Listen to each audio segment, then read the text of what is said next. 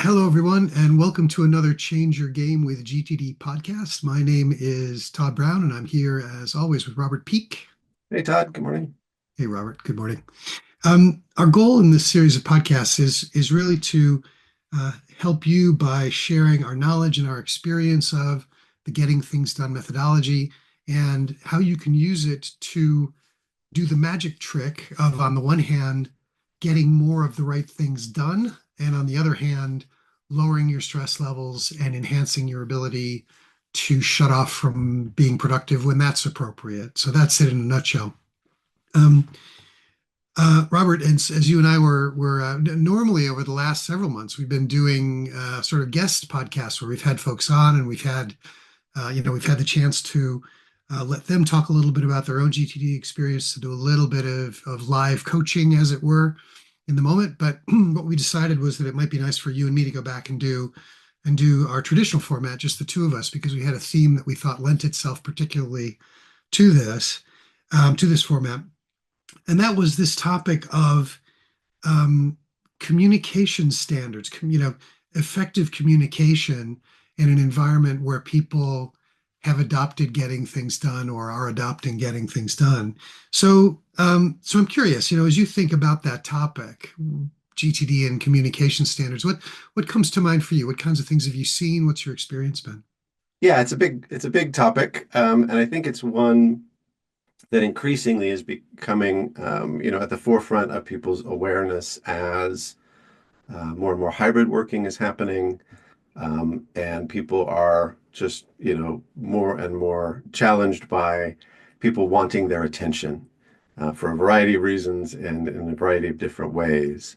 So the first thing that I think people often realize, there's that old kind of meme that makes the rounds somewhere. I think it might have even hit the New Yorker at some point. This cartoon or whatever form it takes, where it basically says this meeting could have been an email.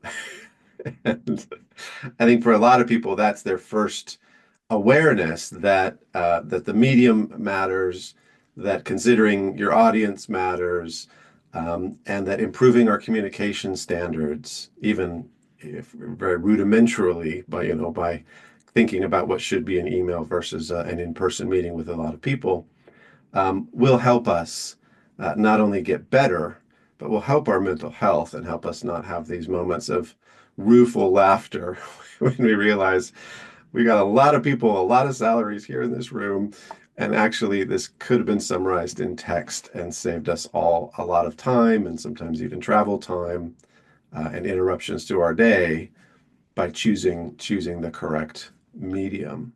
So I think everyone has some awareness that this is important, but I think a lot of people and a lot of organizations don't really quite know where to go from there, other than sort of encouraging people to think about, can you just do this as an email update versus taking up a lot of people's time in real time. But Yeah. from there, we get into all of the wonderful things about getting things done and the things that mentioned by Ed and David in the team book. So lots to unpack here. I'm curious where your mind goes in terms of maybe what's next most important after realizing that sometimes email is actually better than a big meeting. Yeah, do you know, I think, and I like how you brought us sort of back to the core, some of the core ideas of getting things done, because for me, that this idea that for a lot of us, the mental noise that we're carrying around with us, the mental noise that gets generated, in many cases has to do with conversations that we need to have, things that we need to be talking to folks about. Now, in my experience, quite often that'll manifest itself in people as worry. In other words, they'll have a particular topic, something in mind, which they know that they need to have a conversation with somebody about, or they have that sense. But what they really haven't boiled down is, okay, well, exactly who do I need to talk to about this, and what's the topic of the conversation, right? And I know, and so now we're in the area, of course, of next action thinking, and I guess I would just, give a shout out to that core idea, right? Which is, um, as in all things getting things done, one of the really important ideas is, hey, what can I do to get this thing off my mind? What can I do to finish the thinking? And then where would I put a reminder about that, right? In order to make sure that when I was in a position to do that next action, I would be able to see it. So, yeah, again, to sort of round out that idea, let's imagine that what I've decided is, yeah, I need to have a conversation with one of my colleagues. It's a difficult conversation. It's one about, it's one about performance, perhaps, right? And I refine my thinking down to the point where I say, okay, well, the conversation that I need to have is about a particular project that this person was working on, and I want to discuss this person's performance on that project. That's the topic. And then where does that reminder go? Well, again, those of you out there who've been through GTD or have been exposed to GTD, you probably will recognize the idea of an agendas list, right? And an agendas list would be a list of things where you keep track of the topics of conversation that you need to want to bring up with folks that you interact with regularly. So again, I think and I know this is as you said earlier, there's an awful lot to unpack here. So I'm slightly scratching the surface, but I don't want to neglect the importance of these core ideas in the methodology, because they do, they're core. There are reasons that David Allen's first book sold 3 million copies and continues to sell very well, which is these core ideas from the methodology really have a lot of legs, as we say. They're very effective, and they are for a reason. So that's what comes to mind. But what's on your mind about this? Yeah, that's great. And I think it's great to point out, as you said, that when you have this impulse toward a next action, we're all very much on teams and in groups and in organizations. That impulse very often leads to, I need to interface with someone else about this. You mentioned the agenda list for one-to-one conversations or regular team meetings where you have that open forum to raise those topics. We do that all the time. We do that in our one-to-ones. We do that in our all-team meetings, dynamically building those agendas and all going away consistently going, wow, I got everything I need, addressed, and I've got next actions, and I'm ready to go as a result of this meeting on into progressing those things. And I think that's a rare and wonderful experience coming out of meetings in a lot of organizations. So it's one of the things I cherish about the way that we do communication standards in relation to our own meetings. And of course, then building on that, we do a lot of consulting work with organizations and teams that want to create working standards for themselves. And that is a consulting thing. That is a thing where we want to dig in and see, well, what are the pain points? What's going on? What's working and not working for you? Mm. Partly there's a stylistic almost element, or an element of different teams sometimes have different sets of values, different ways that they think about communication, different ways that the individuals process information better than others, for example. But there's some common things that kind of come out of that. And meetings, of course, is a big pain point. Some teams have decided as a result of that, things like, hey, you know what? If you're going to call a meeting, you need to state the outcome that you want. Is this for discussion? Is this to make a decision? Is this for general awareness? In which case maybe consider another forum if it's really just an update. And also, neat things like really giving everyone conscious permission, for example, if they're put onto a meeting, to look at in relation to their roles, in GTD parlance, their areas of focus or areas of responsibility in their job, and say, hey, I'm not sure I need to be at this meeting because I think you guys can handle it here and I can just get an update or whatever.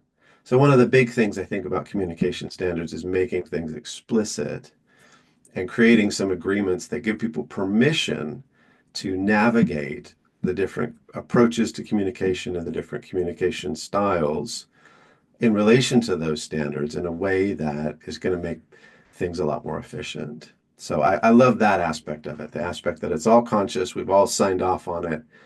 This is how we play, kind of a thing. Yeah, it's funny as you said that. I love that point that you brought up around um, the objective of a meeting, right? To use the GTD phrase, what's the desired outcome? This meeting will be finished when what is true, right? And boy, oh boy, you can spend I mean, just asking and getting consensus on that question, either in advance of the meeting, if that's appropriate, or if it feels like, hey, well, okay, we've got this meeting. It's a meeting which it's been in the diary for, 7 years. We meet every Thursday at 2 in the afternoon, right? Same group. But maybe it's feeling like the meeting has kind of lost its way in the sense that, well, it's nice to be in this room and it's nice to catch up with these people. And yeah, we talk about some things which are probably related to business, somehow. But boy, you can just laser focus a group on on being as productive as they can be if you ask this question. Open the meeting with the question, this meeting will be done when what is true, right? And then take a few minutes to just generate that. This meeting will be done when we have agreed who is responsible for the various elements of the budget and what are the deadlines in terms of getting those back to the main group. For example, right? That's just one way that's just one example. But I think that kind of clarity is, I was going to say sadly lacking, and it is sadly lacking, and the word tragically lacking also comes to mind. I mean, I just think about the amount of time that is wasted in a lot of meetings because there isn't clarity about the purpose of the meeting, right? And as you quite rightly say, different meetings have different purposes. I'm not saying that every meeting is about um, the kind of agreement that I've just outlined there, but having agreement about what does done look like when it comes to this meeting, I think that's a if everyone, if the folks listening out there, if you all just come away from this podcast with that as a potential next action, right? Use that in your next meeting. I'm thinking that'll probably be an upgrade for a fairly significant proportion of the folks who are listening here. Yeah, I think so. Having been in GTD enabled and non-GTD enabled organizations, I think it's safe to say that a lot of meetings aren't as purpose driven as they can be. And I think the other hack that immediately, not hack, the other best practice really that you can infuse into meetings that's kind of on the other side of that is taking, for example, the last 5 minutes of the meeting to say, so based on this, who will do what by when? Hmm. A real basic question that is so often overlooked. And so often, for some reason, organizations get into the habit of just putting meetings back to back and slamming one thing into another, as though the meeting were the place that the stuff gets done, when in reality, the meeting is often where the place where the stuff gets clarified. But if Hmm. you don't explicitly go back and kind of get really clear about what you've clarified in terms of the practical mechanics of who's been assigned what, who's taking what away, them getting that into some kind of system for them to work through to completion, you're missing a really big trick. And then also if you're just constantly slamming meetings back to back in that way, you're creating almost no space for the stuff to actually get done. So meetings, I think, have become a very emotionally charged topic, right? For that reason, because it really can feel like you're a little bit held captive sometimes to those less purpose-driven meetings or to those meetings where you're not really taking away very clear next steps that everyone can see and agree on, so that there's accountability to completing the thinking, completing the process of clarifying in the meeting by then organizing that and then obviously engaging with that. And I think there's nothing more frustrating than having a meeting that basically rehashes everything you talked about in the previous meeting because nothing has really gotten done from meeting to meeting. And that just shows that people really want to get stuff done together. They want to move things forward together. That's a lot more satisfying in some ways than a lot of the sort of, more casual perks that people sort of infuse into a business, right? We really want to get stuff done together and feel like we're accomplishing things. So putting that forward as an intention for the communication standards, I think really, really helps clarify what standards do we need to feel like we're winning together. Yeah, yeah. As you talk about it occurs to me again. Our topic today is communication standards, and something and meetings, of course, right? Rich seem to mind for improvements for a lot of folks and a lot of organizations. But something else that occurs to me that I think we could pivot to and that would also be helpful for folks would be communication standards around the um, the less tactical and the more strategic. And so what came to mind for me as you were talking about it was, do the members of your team have conversations about the outcomes of the projects, if we're going to use the GTD term, right? The more than one step outcomes that you're working toward, the projects that you as a team are working on, and is there agreement about those things, right? Again, I found in my own work an awful lot of people who are out there and they think, just going back to what you just mentioned, they come out of a meeting, right? They think they've understood from the meeting what it is that they need to do or somebody else needs to do. What is that project? What does the finish line look like? And then it turns out, days or weeks into the project, there isn't that clarity. And so people have been spinning wheels or they've been focused on the wrong things or they've just, the lack of clarity about the outcome has led to has led to inefficiency, and that's not bad because inefficiency is bad. It's bad because it creates, well, that's not great, but it also creates, as you quite rightly said, also creates frustration. It creates, it means that the return on the energy invested by the team in the work that they do is not as high as it could be, right? And that's not great. It's not great for the team. It's not great for the individuals in the team. So that did occur to me as well, that this whole idea of using some of the core artifacts of a GTD system, the definition of a project, that what does done look like, right? Let's draw a very, very clear picture of what done looks like, and let's all sign up to that.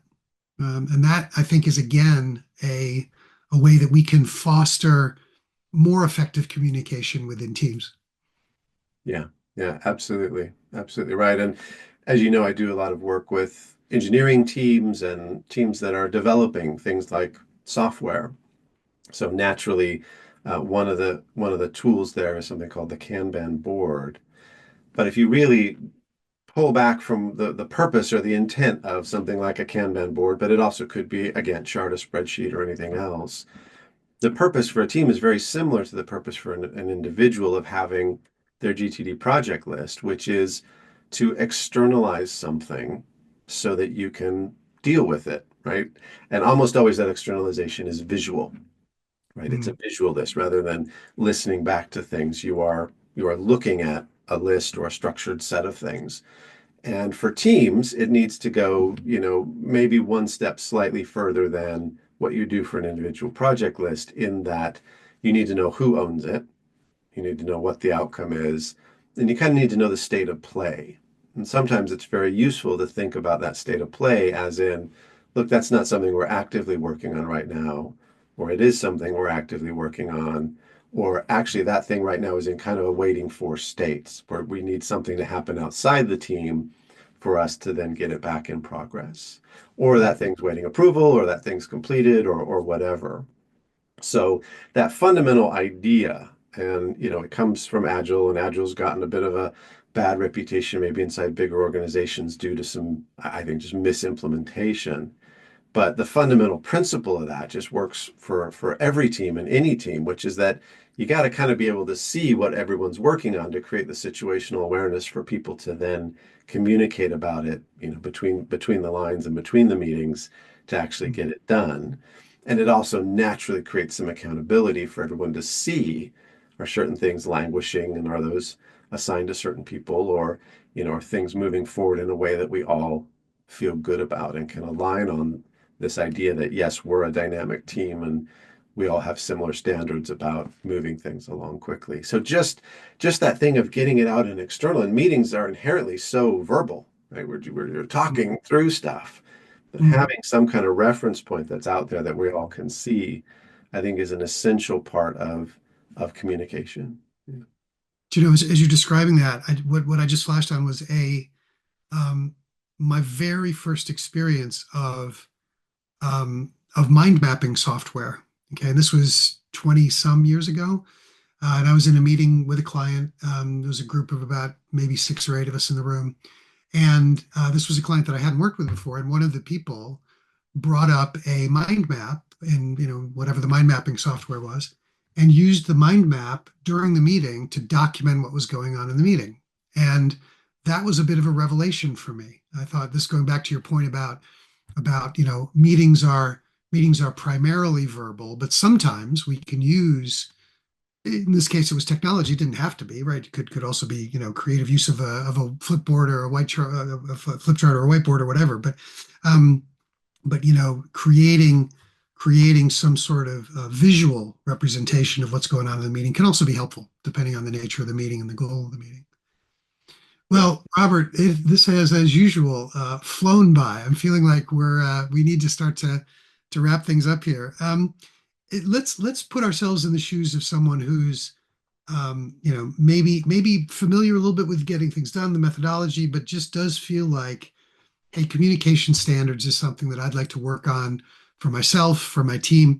What would you coach them about getting started? How would you encourage them to get out of the gate here? Well, I think the first thing, is to look for where the pain points, where's the rub, and what, based on best practices, for yourself individually about getting things clarified and organized and reviewing things as appropriate to be able to execute on them might help.